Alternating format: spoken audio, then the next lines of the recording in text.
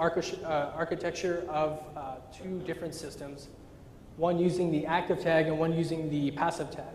If you see the circular, this concentric dotted line here, this is the near field communication I was just talking about. The antenna is what's causing the near field communication, and if you see the passive tag, it has to be within that diameter. The active tag, being powered internally by its own battery, can be at a greater distance. It's also a good time to point out that the middleware here, which is what I added, basically you have 4 main points to like an RFID system. You have backend database, you have middleware, feeder, or 5, antenna, and a tag, either passive or active. The backend database is obvious. It stores information of the RFID and customer and account information associated with that tag. The middleware controls, it's software that controls the reader and the tag's information. So there are 3 different bands which RFID is currently using: the low frequency, high frequency, and ultra high frequency. The high frequency is probably the most common, sitting at 13.56 megahertz. The rest are used, but not as much.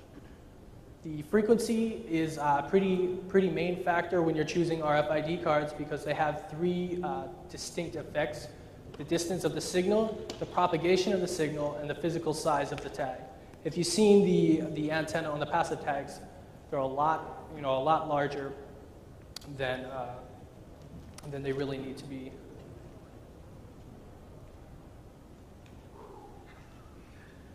I'm going to try to skip some of this stuff. I have 2 minutes here. So the electronic product code is basically the equivalent to the UPC. Everyone knows the UPC barcodes. I'm pretty sure they use them here too. They use them in the States anyway. Basically what it does is it's been a system implemented to carry on manufacturer and item identification within wide sorts of stores and grocery stores and stuff like that. So the RFID equivalent is the electronic product code.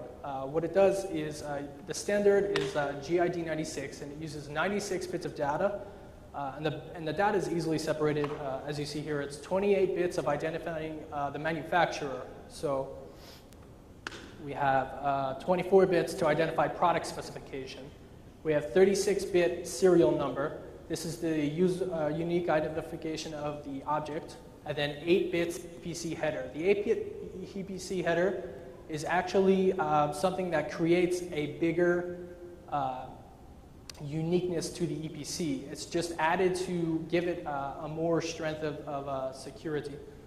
These are 2 values in which I compared UPC versus the EPC. One of the disadvantages of UPC is it only had about 10 million variations, or 10 billion variations that you could use. But you could see with the 96 bits that I just talked about, EPC runs in a number that I really don't care of saying. It's a power of 9 magnitude or something, so if you guys want to figure that out real quick, good luck. The information in the values is by a book called RFID Security by Frank Thornton. If you're interested in any of the RFID security stuff, I highly suggest picking it up. It's by Singris. You can get it on Amazon. But the security of the RFID tags, and I have 17 seconds, is situated by ISO 14443, which is pretty common standard. They use triple DES and SHA-1, which are 2 encryption and algorithm schemes operating on the 1356 megahertz frequencies, which are pretty much the most prevalent tags. I'll just go over attacking RFID pretty quickly, and then I think I have to be done.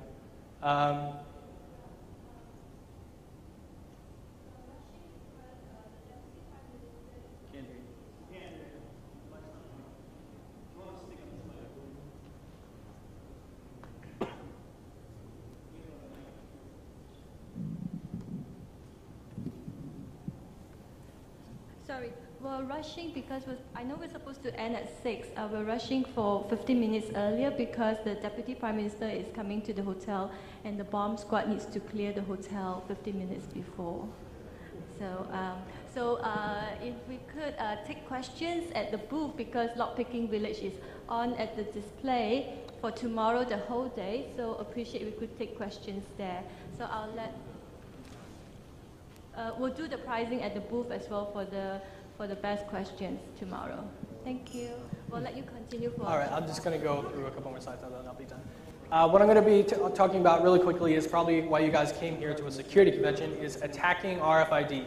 The first thing you want to think about when attacking RFID is the vulnerability objective. Is your objective actually obtaining a single item, corrupting the user database of the store or whatever target you'll be in, or something along those lines? So it has a major impact on what kind of method of attack you'll be using.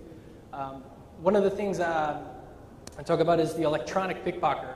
In New York City or some of the major cities, you'll see people, usually going around bumping into people, picking out their wallets. But now you really don't have to. The next level of that would be the electronic pickpocket. So I could walk around the city with, say, a HID cloner or an RFID cloner and just brush by these people and copy business card information that is pretty important. With that, you could obviously access some important areas. The 5 main attacks that I'll go, I'm just going to state. If you guys want to go through these at the Village, I'll be there. I don't have too much time, but over-the-air attacks are spoofing, insert, replay, and denial of service. Spoofing is basically just changing the data bits on the card as opposed to what the reader thinks it's supposed to accept. You give it something different. Insert is the same thing as like a SQL injection command. Instead of numeric value bits, what you're doing is you're adding like a SQL command line into the bits because the readers don't really check for like a varying length. So they're not going to check that the SQL commands say, a couple, like 50 bits longer than it should be. So the command is injected into the reader and then therefore goes back to the back-end database, which we saw through the architecture. And it could result, obviously, in some bad things. Replay attack is basically what you're doing is you're copying information from one card and you're cloning it onto another and replaying the data onto the readers. So basically, it's like if someone walks through a access door, you already read their information, and you copy their information and use the same thing and go right through. The last one is denial of service or RF jamming. What it does is, obviously, if anyone used an RF jammer, it takes a large value and amount of data that shouldn't be on that frequency, and it pretty much go through biometrics. This is it's gonna end. If you guys want to talk any more about RFID stuff, I brought some stuff with me if you guys want to play around at the Village. But I thank you guys again for being here, and we will be around. This will be at the Village. We'd like to thank Vivian.